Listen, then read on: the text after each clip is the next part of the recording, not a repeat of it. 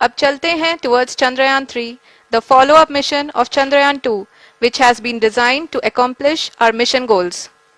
The primary objective of Chandrayaan 3 mission is the demonstration of safe and soft landing on the lunar surface. This demonstration is a critical aspect for ISRO's future interplanetary missions. In addition to this, the mission objectives also include demonstration of roving capability and conduction of in situ scientific experiments on Moon's surface.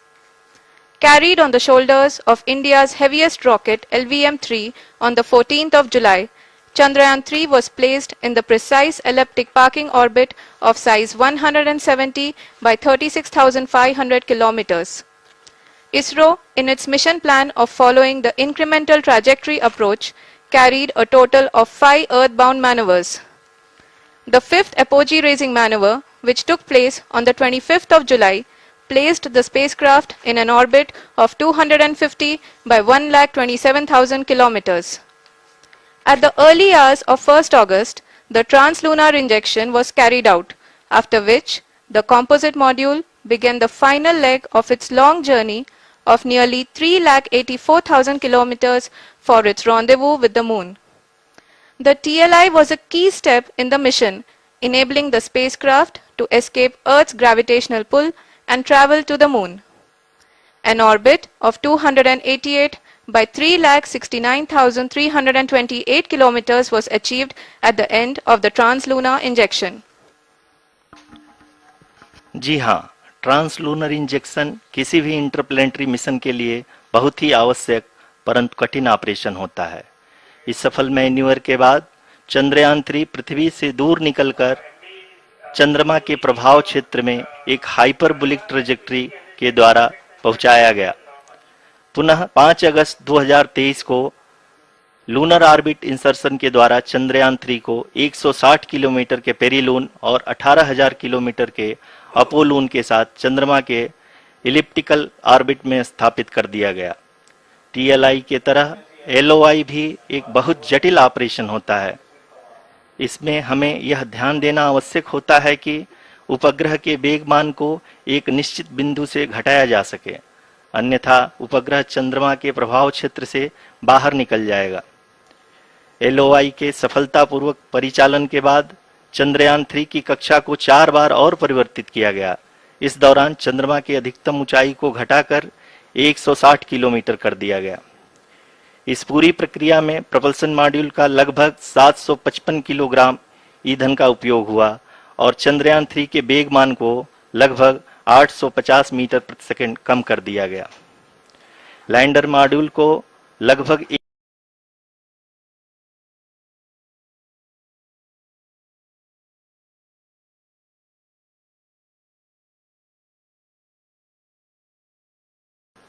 पुनः lander model के orbit को 2 डीबूस्ट manoeuvres के द्वारा 150 गुणे 130 kilometre के elliptical orbit में स्थापित कर दिया गया।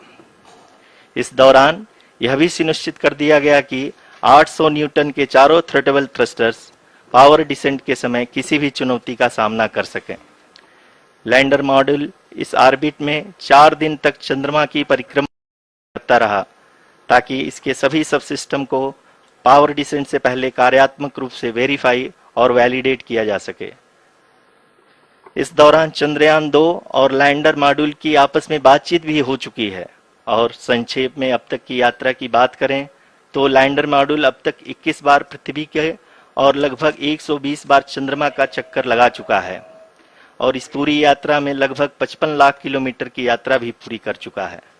अब तक के इस पूरे अभियान में यह भी सुनिश्चित किया गया कि सारे ऑर्बिट मैन्यूवर्स इस प्रकार किए जाएं कि लैंडिंग साइट पावर डिसेंट की शुरुआत से ही लैंडर के ऑर्बिटल प्लेन में बना रहे।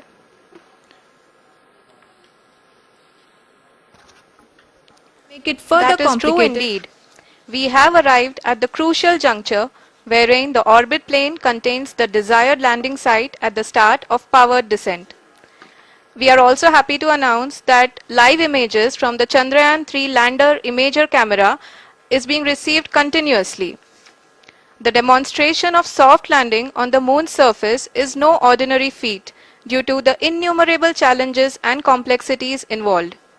The lander velocity has to be killed from nearly 6,048 kilometers per hour without any aid from the thin and tenuous Moon's atmosphere. The lunar dust at the time of landing and the craters and boulders scattered over the Moon's surface make it further complicated to achieve this. The new and improved Chandrayaan-3 design has been built after envisaging all the scenarios which the lander module can encounter. With several software improvements, provision for full-level redundancies, a plethora of special tests, namely the integrated hot test, integrated cold test, and lander leg drop tests were carried out for the lander module. The success of these tests has provided great confidence in the performance of all the onboard sensors, propulsion system, and associated guidance, control, and navigation algorithms. The key findings during the tests have enabled to improve the overall system performance. The largely unexplored south pole of the Moon has been chosen as the intended landing site, since there is a possibility of finding ice and other minerals which would be vital resources for future explorers. Apart from continuing investigations pioneered by Chandrayaan-1 and Chandrayaan-2, the Chandrayaan-3 mission will also provide invaluable data to the science community around the world. Let us give our viewers a glimpse on the configuration of Chandrayaan-3 mission.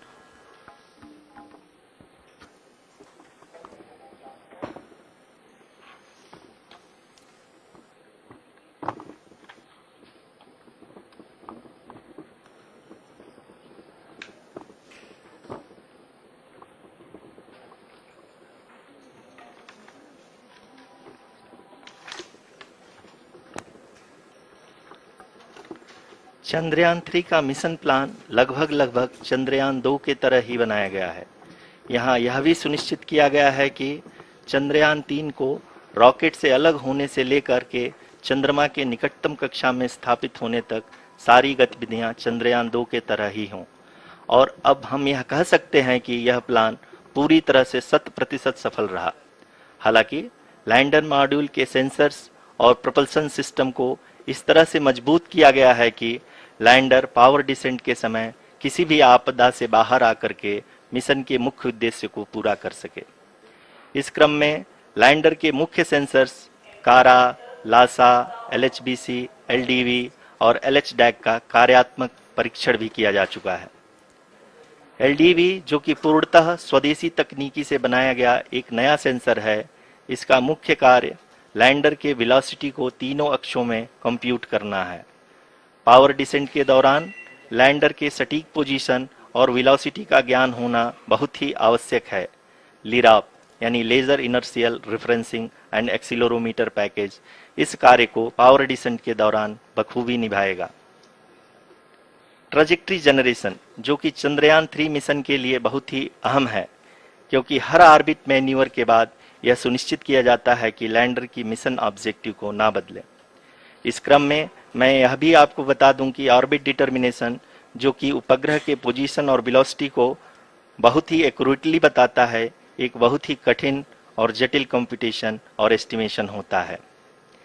यहाँ यह भी जानना महत्वपूर्ण है कि चंद्रयान 2 का OHRC payload अब तक काफी ऊंचे स्तर का डैम प्रदान किया है, जिसके फलस्वरूप लैंडिंग साइट के सीमा को बढ़ाकर 4x2.4 किलोमीटर कर दिया गया है, जो कि पावर डिसेंट के दौरान सॉफ्ट लैंडिंग कराने में काफी सहायक सिद्ध होगा। Apart from the sensors, Chandrayaan-3 is equipped with a suite of sophisticated payload instruments. While Chandrayaan-1 and Chandrayaan-2 orbiter have provided abundant remote sensing data of Moon, equally important are the on-site localized measurements that provide ground truths. Lander and rover have payloads which are completely new and will perform in situ analysis of lunar surface. The two spectroscopes on rover, APXS and LIBS, will actively measure the surface elemental abundances at the landing location and surrounding area.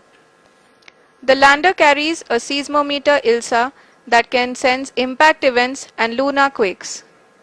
The thermal probe CHAST will measure the temperature profile and thermal conductivity of Moon's regolith.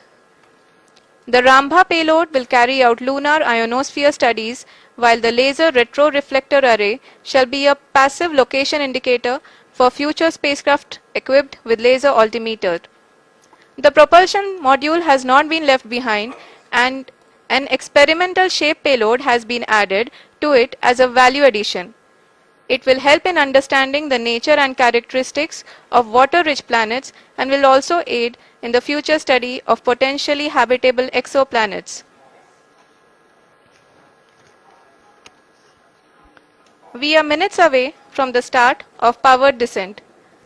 The entire powered descent shall be carried out by the Onboard Autonomous Landing Sequencer or ALS, which is a series of instructions preloaded to the lander module. These instructions include the commands to be executed, data to be collected and analyzed, and decisions to be made and executed autonomously throughout the powered descent.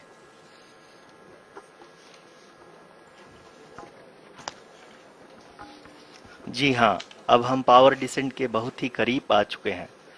हम आपको बताते चलें कि power descent को कुल 4 चरणों में बांटा गया है। सबसे पहले आता है रफ ब्रेकिंग फेज, जिसमें लैंडर की ऊंचाई को चंद्रमा की सतह से 30 किलोमीटर से घटाकर 7.4 किलोमीटर कर दिया जाएगा। इस पूरी प्रक्रिया को पूरा करने में लगभग 11.5 मिनट लगेगा और इसका समानांतर वेग 1680 मीटर प्रति सेकंड से घटाकर 358 मीटर प्रति सेकंड हो जाएगा। We have continuous flow of lander telemetry data from ISRO's Deep Space Network IDSN-32 located in Belalu, Bengaluru. The data is being acquired real-time by station and is flown to the Mission Operation Complex through our communication links. In addition to it, we also have support from ESA and JPL DSN stations. There will be no ground intervention once the ALS takes charge. The preparation for today's event had started 48 hours before, wherein various pre-selections and uplinking of parameters for the autonomous landing sequence were carried out.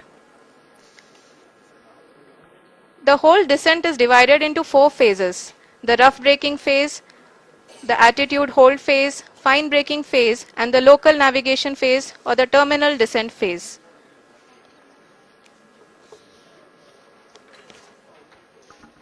जी हाँ, attitude hold phase, जो कि power descent का दूसरा चरण है, एक बहुत ही महत्वपूर्ण फेज है। इस 10 सेकंड के स्मॉल ड्यूरेशन के दौरान लैंडर के 2 महत्वपूर्ण सेंसर कारा और लासा लैंडर की ऊंचाई की गणना करेंगे। इस फेज के पूरा होते ही लैंडर चंद्रमा के सतह से कुल 6.8 किलोमीटर की ऊंचाई पर होगा। During the rough braking phase, the lander velocity shall be brought down from 1680 meters per second to 358 meters per second. The altitude will be brought down from 30 kilometers to 7.4 kilometers at the end of rough braking.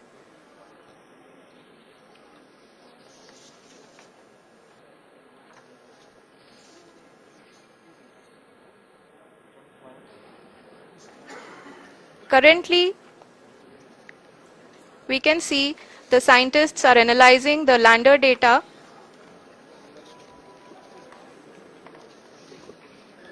जी हाँ, हम ये देख सकते हैं कि mission operation complex रूप में बैठे सभी वैज्ञानिक ये जो भी डेटा देख रहे हैं वो डीप स्पेस नेटवर्क IDSN 32 के द्वारा प्रोवाइड किया जा रहा है।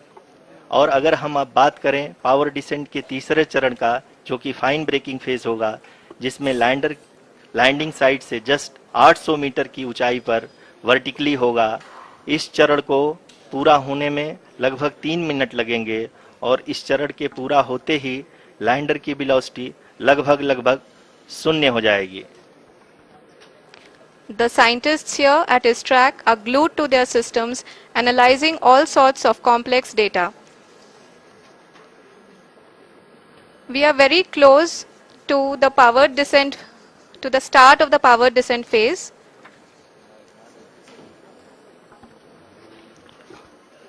जी हाँ, अगर हम अब बात करें पावर डिसेंट के चौथे और अंतिम चरण का, जो कि लोकल नेविगेशन फेज या टर्मिनल डिसेंट फेज भी कहा जाता है, इस दौरान लैंडर के 2 इंजन बंद कर दिए जाएंगे और लैंडर के सेंसरों द्वारा इसके हाइट और वेलोसिटी की गणना इनर्शियल नेविगेशन को भेज दिया जाएगा। इस दौरान लैंडर 150 मीटर की ऊंचाई को प्राप्त करने के बाद कुल 131 सेकंड लगाएगा। इस पड़ाव पे आने के बाद पुनः लैंडर 22 सेकंड के लिए हॉवरिंग करेगा।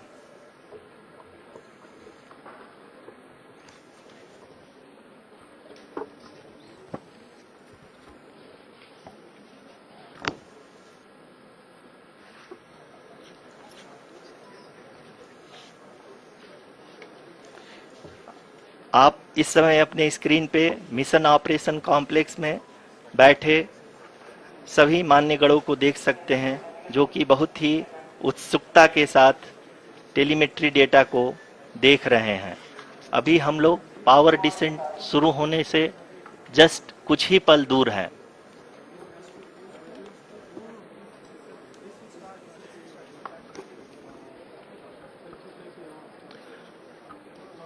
पावर डिसेंट शुरू होने में लगभग 30 सेकंड ही बचा है और हमको ये सारे data mission operation complex room में आईडीएसएन 32 के द्वारा, जो कि लगातार लैंडर के कनेक्शन में बना हुआ है, प्रदान कर रहा है।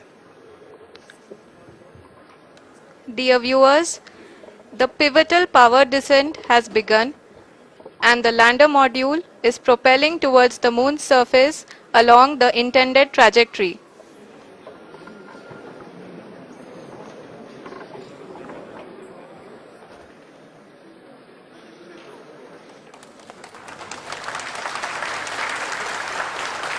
जी हाँ, अब हम देख सकते हैं रफ ब्रेकिंग फेज की शुरुआत हो चुकी है।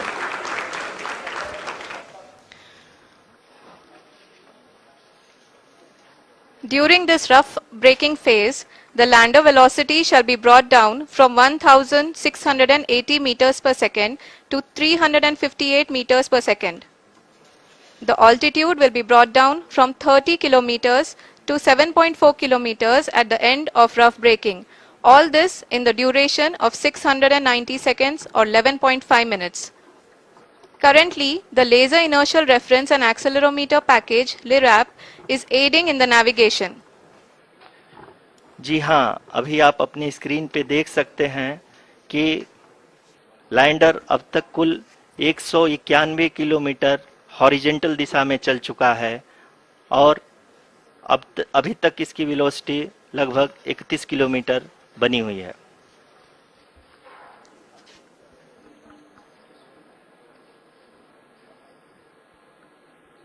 The lander module has traveled a distance of approximately 228 kilometers.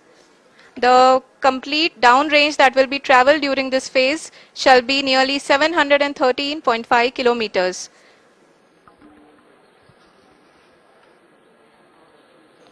जी हाँ, कुल 745 किलोमीटर के इस रफ ब्रेकिंग फेज में आप देख सकते हैं कि हम लोग लगभग अपनी यात्रा 20% कंप्लीट कर चुके हैं।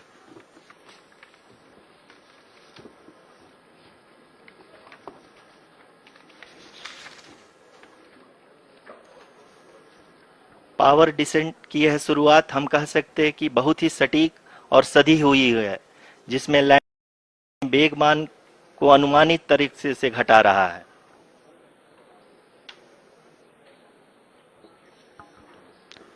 The altitude of the lander module will reduce from 7.4 kilometers to 6.8 kilometers. During the next phase, which is going to be the attitude hold phase, we can currently see that the altitude of the lander module is nearly 31 kilometers. Arushi, अभी हम इस ground trace को देखते हुए कह सकते हैं कि रफ ब्रेकिंग फेज की शुरुआत बहुत ही अच्छे तरीके से हुई है। आप ये देख सकती हैं कि जो भी प्रोजेक्टेड ग्राउंड ट्रेस है, उसी पे अपना लैंडर मॉड्यूल आगे चलते हुए बढ़ रहा है। अभी तक ये देखा जा सकता है कि लैंडर मॉड्यूल लगभग 370 किलोमीटर क्षैतिज दिशा में चल चुका है। The mission operations team is analyzing the data. We can all see the seriousness and the concentration with which each and every parameter of the lander module is being analyzed. The performance so far seems to be nominal. जी आरुषि, चूंकि ALS activate किया जा चुका है, इसलिए ground से कोई commanding नहीं की जा रही है। इस दौरान आपके स्क्रीन पे सारे डेटा इसरो के डीप स्पेस नेटवर्क से रियल टाइम में आ रहे हैं। इस मिशन में सेकेंड और थर्ड ऑर्डर गाइडेंस पॉलिनोमियल का प्रयोग हुआ है, जो कि इनर्शियल थ्रस्ट और एंगल के हमेशा सुनिश्चित करेगा। During the entire descent, there is no ground intervention as the ALS has taken charge. The preparation for today's event had started nearly 48 hours before, wherein various pre-selections and uplinking of parameters were done. We can see that the vertical velocity of the lander module has been brought down. It is continuously coming down. And the ALS had already been initiated 1 hour before the scheduled time of the power descent start. Following this, the throttleable engine electronics module, the TECM, was switched on and lander was oriented to the favorable attitude. जी हाँ, आप अपनी screen पे देख सकते हैं कि lander module, जिसकी शुरुआत में वेलोसिटी 1680 मीटर पर सेकंड थी, लगभग 1150 मीटर पर सेकंड हो चुकी है, जो कि एक बहुत ही मैजेस्टिक शुरुआत कही जा सकती है इस रफ ब्रेकिंग फेज के लिए।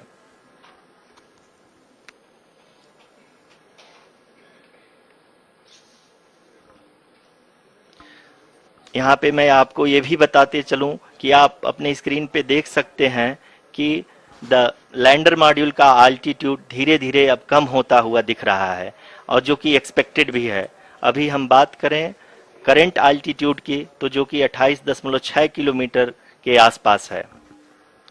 आप स्क्रीन पर ये भी देख सकते हैं Chandrayaan 3 lander imager display. The lander imager is continuously taking photographs of the moon surface, and that is also being streamed here.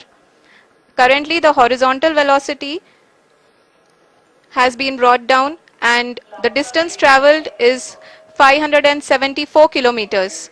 The current altitude is 27 kilometers as can be seen on the screen. जी हाँ, करीब अपने आधे सफर को पूरा करते हुए इस rough breaking phase में लैंडर बहुत ही आगे की तरफ बढ़ते हुए अपनी ऊंचाई को घटा रहा है। अगर अब बात करें तो लैंडर की ऊंचाई चंद्रमा के सतह से लगभग 27 किलोमीटर से नीचे हो चुकी है, करीब 26.7 किलोमीटर के आसपास है। The next phase after the rough braking phase is the attitude hold phase, which will be for a duration of nearly 10 seconds. The lander will be oriented such that both the altimeters will be looking exactly towards the moon's surface. At the end of this attitude hold phase, height measurement update to navigation system will be given from the laser and car band altimeters. Currently we are in the middle of the rough braking phase. जी हाँ, अगर हम ध्यान से देखें तो लगभग 8 minute की यात्रा के बाद लैंडर अपनी हॉरिजेंटल वेलोसिटी को लगातार कम करते हुए अपनी ऊंचाई, अभी की ऊंचाई के समय 24 किलोमीटर की ऊंचाई प्राप्त कर चुका है।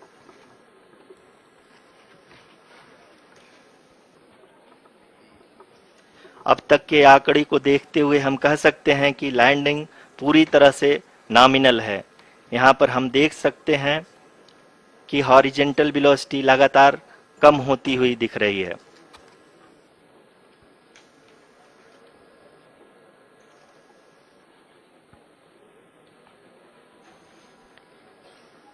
The altitude of lander from ground is currently 22 kilometer, which is again going to be coming down, and that is expected.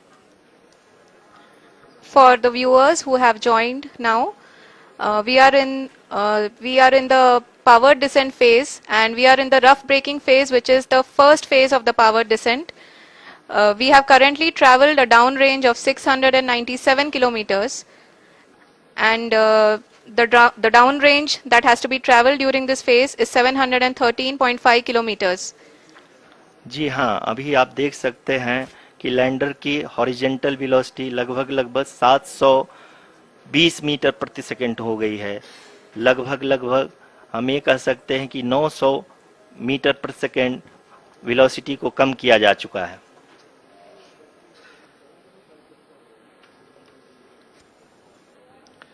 At the same time, we can see the altitude of the lander is just 17.8 kilometer from the moon surface, which is going to be around 7.4 at the end of the rough braking phase.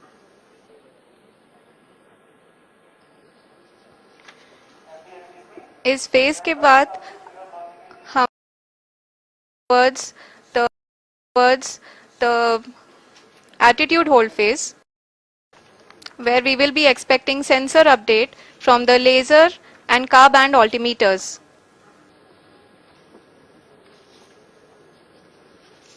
We can see the visualization of the lander module moving towards the moon's surface. The current altitude is nearly 15.2 kilometers, and the distance traveled is 754 kilometers. We can also see the image that the lander imager camera has been providing. जी हाँ, इस rough breaking phase के दौरान 800 Newton के चारों throttle engine अपने कार्य को पूरी तरह से अंजाम दे रहे हैं और लैंडर के हॉरिजॉन्टल वेलोसिटी को लगातार कम कर रहे हैं। अब तक लैंडर लगभग अपने 75 से 80% की यात्रा को पूरा कर चुका है।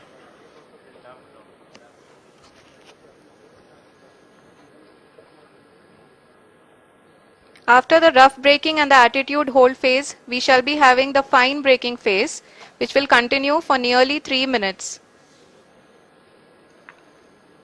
The whole phase is being driven by the autonomous landing sequencer, and there is no intervention from ground. जी हाँ आरुषि, अभी आप अपनी स्क्रीन पे देख सकती हैं कि जो करंट आल्टीट्यूड है चंद्रमा के सतह से लगभग 10 किलोमीटर के आसपास है। जी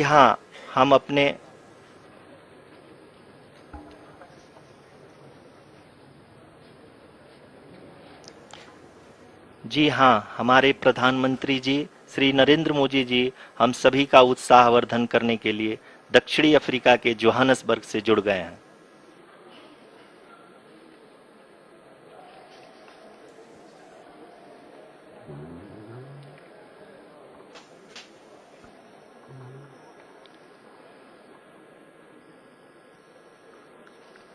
Yes, we are privileged to have with us Honorable Prime Minister of India, Shri Narendra Modi ji, who has joined us from South Africa's Johannesburg to encourage us.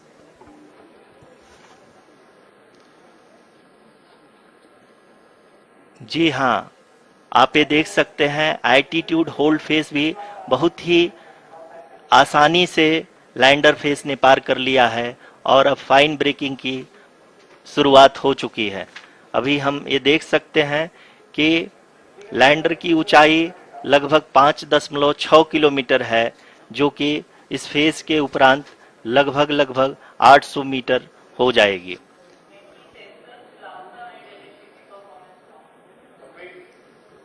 We can hear from the mission operations team that the sensors are performing nominally, and we are currently in the midst of the fine braking phase, which is going to continue for 3 minutes, and the altitude is going to be reduced to nearly 800 meters at the end of this phase. जी हाँ, जैसा कि आरुषि जी ने बताया कि लगभग 3 minute के उपरांत lander की हाइट लगभग 800 मीटर वर्टिकली होगी और यहाँ पे लैंडर की horizontal velocity, vertical velocity, even down range भी लगभग शून्य होगा। We can see the visual of the lander module. and we can see that the downrange traveled is nearly 831 kilometers.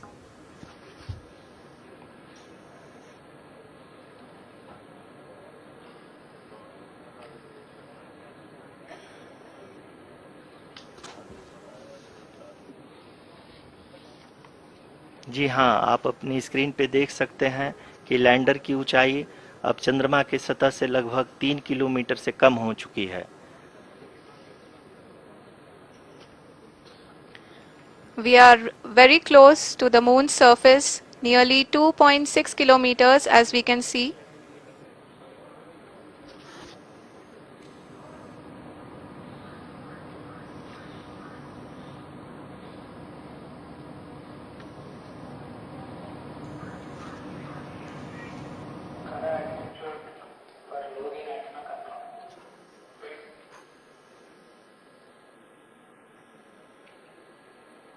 जी हाँ, अभी आप देख सकते हैं कि लैंडर की ऊंचाई लगभग 1 किलोमीटर के आसपास है।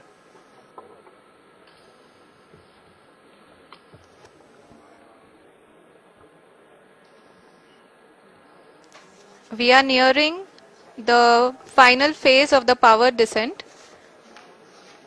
which is going to be the vertical descent phase or the local navigation phase.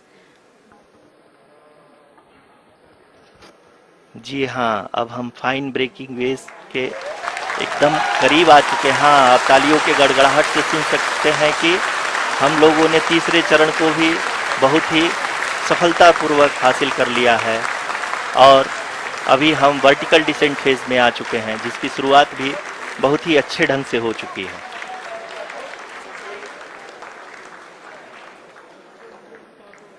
Lot of applause indicates that till now the performance has been nominal.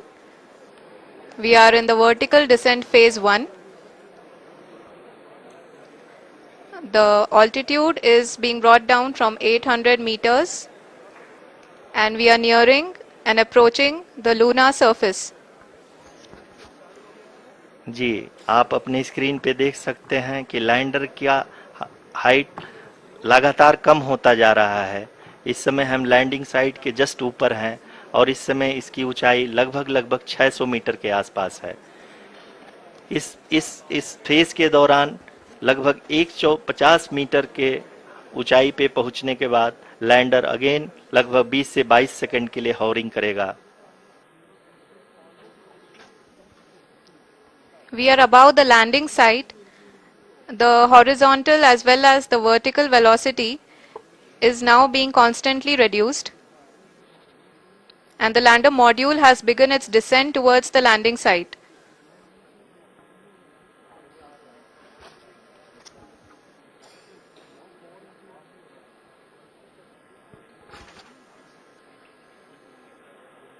जी हाँ, आप अपने स्क्रीन पे देख सकते हैं ये जो पथ निर्धारित किया गया है, लैंडर पूरी तरह से उसी को ही फॉलो कर रहा है।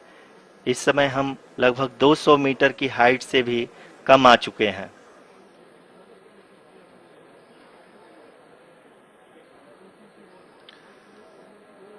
अब हम ये देख सकते हैं कि हम लगभग 150 मीटर की ऊंचाई पे हैं चंद्रमा के सतह से।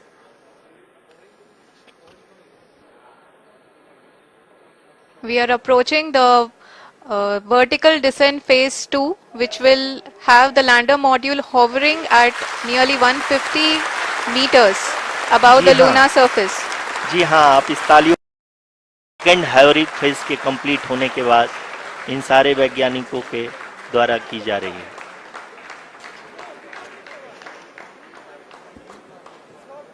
जी हाँ, आप अगर फिर से ध्यान से देखें तो एल्टीट्यूड पुनः कम होता जा रहा है। अभी हम लोग लगभग 135 मीटर की ऊंचाई पे हैं।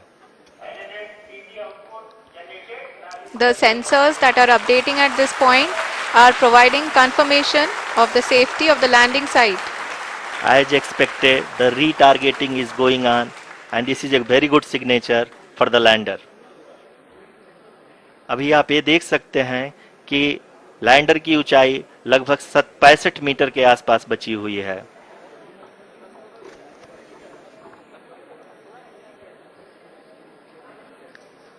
Currently, only 2 engines are now being fired, and we are nearly at zero velocity, vertical and horizontal. We were hovering, and now we are approaching the moon's surface. धीरे धीरे लैंडर की वेगमान को कम किया जा रहा है और हम अब लगभग 50 मीटर से भी कम आ चुके हैं.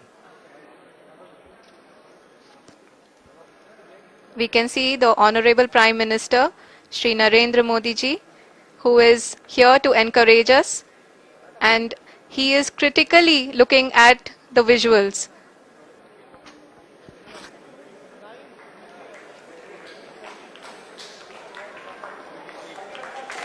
जी हाँ, आप अपने स्क्रीन पे देख सकते हैं कि हम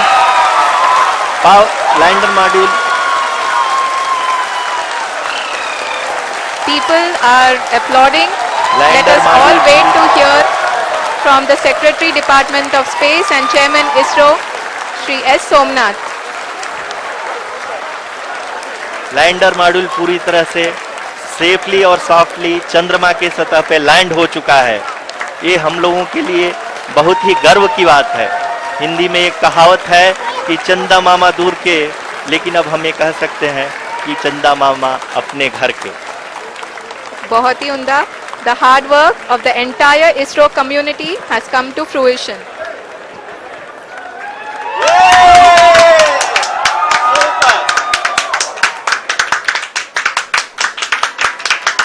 आदरणीय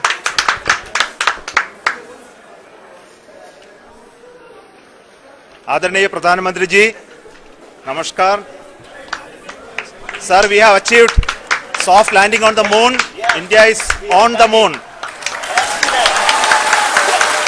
Sir, I request our Honorable Prime Minister to address us and bless us. Thank you, sir.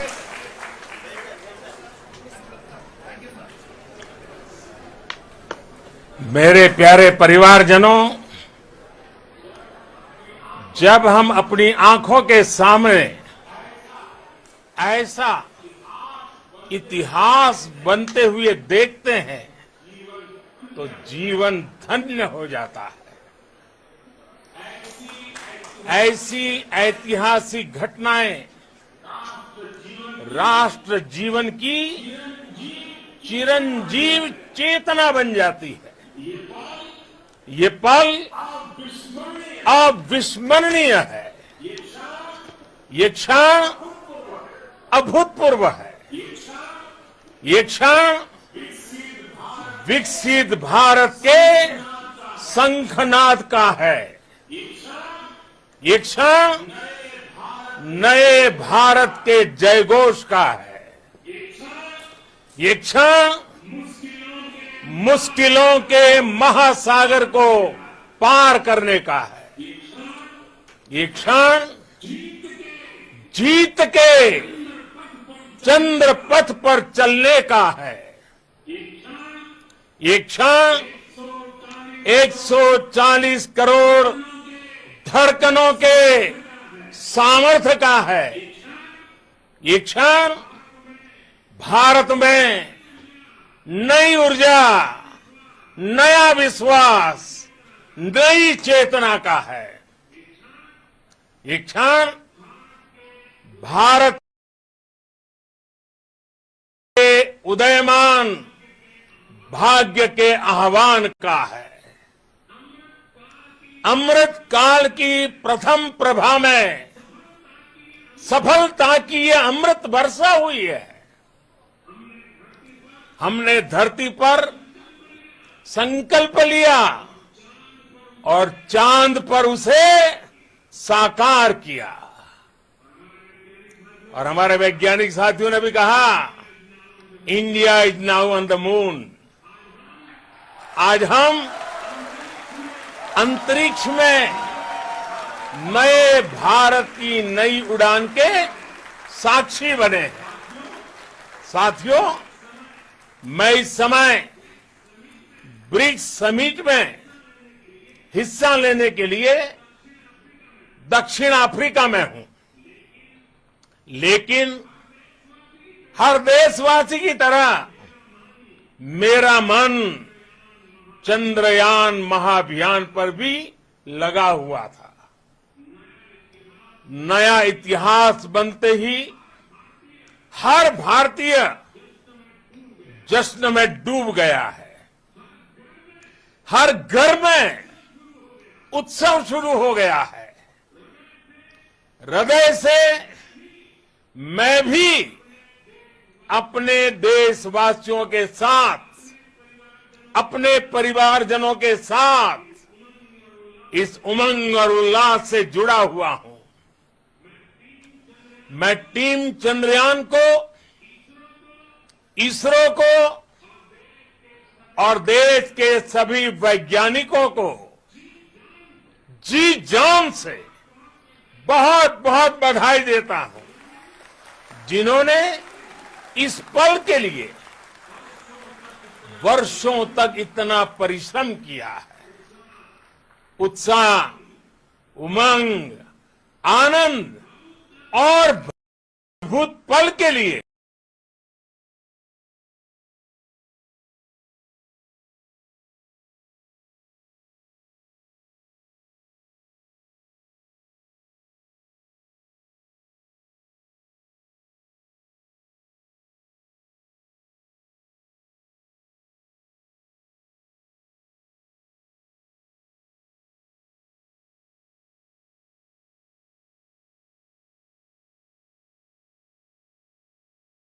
आज तक दुनिया का कोई भी देश नहीं पहुंच सका। चांद से जुड़े मिथक बदल जाएंगे, कथानक भी बदल जाएंगे और नई पीढ़ी के लिए कहावतें भी बदल जाएगी। भारत में तो हम सभी लोग धरती को मां कहते हैं और चांद को मामा बुलाते हैं। कभी कहा जाता था चंदा मामा बहुत दूर के हैं, चंदा मामा बहुत दूर के हैं। अब एक दिन वो भी आएगा जब बच्चे कहा करेंगे चंदा मामा बस एक टूर के हैं। Friends, on this joyous occasion, I would like to address all the people of the world, the people of every country and region. India's successful moon mission is not just India's alone. This is a year in which the world is witnessing India's G20 presidency. Our approach of one earth, one family, one future is resonating across the globe. This human-centric approach that we present and that we represent has been welcomed universally. Our moon mission is also based on the same human-centric approach. Therefore, this success belongs to all of humanity, and it will help moon missions by other countries in the future.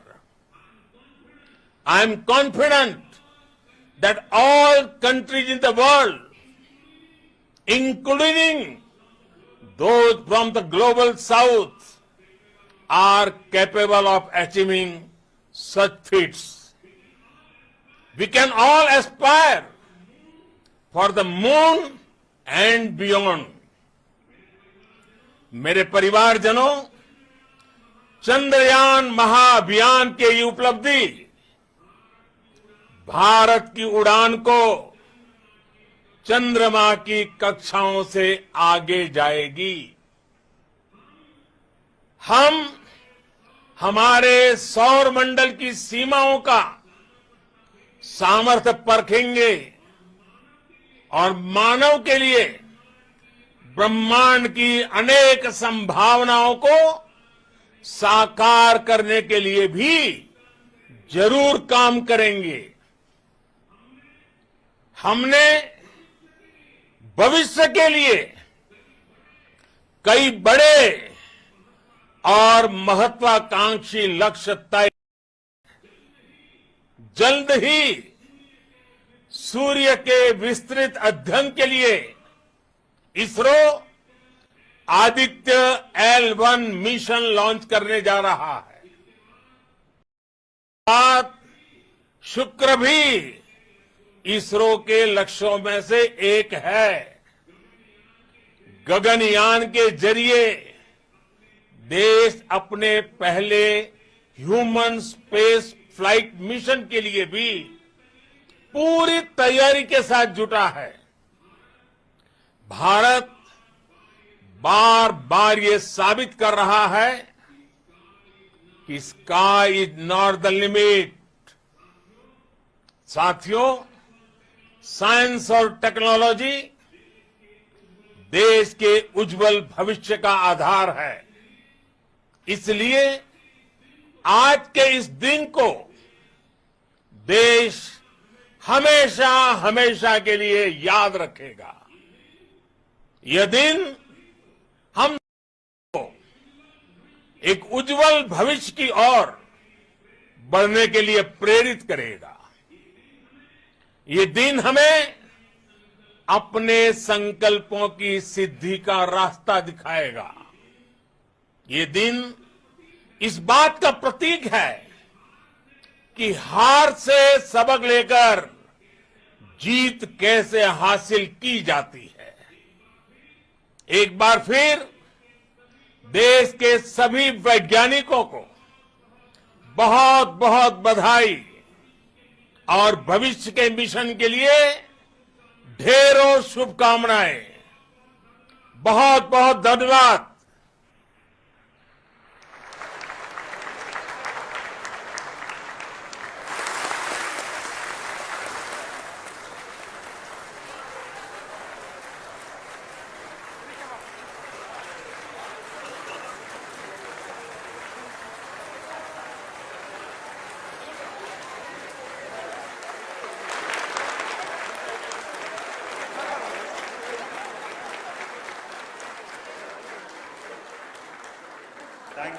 Thank you, Adaraniya Pradhan Mantri ji, for being part of our journey to this success.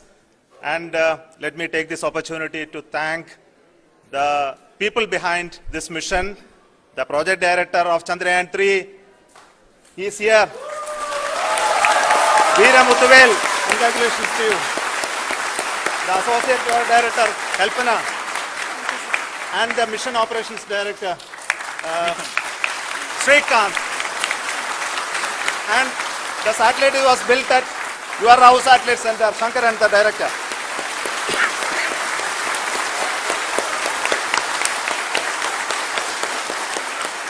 Thank you, sir.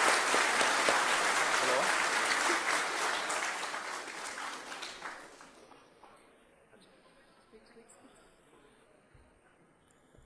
It's a great moment of happiness on behalf of team. The entire mission operations right from launch till landing happened flawlessly as per the timeline, and we became the 4th country to land, to demonstrate the soft landing onto the moon surface, and we became the first country to go to near to the south pole of the moon.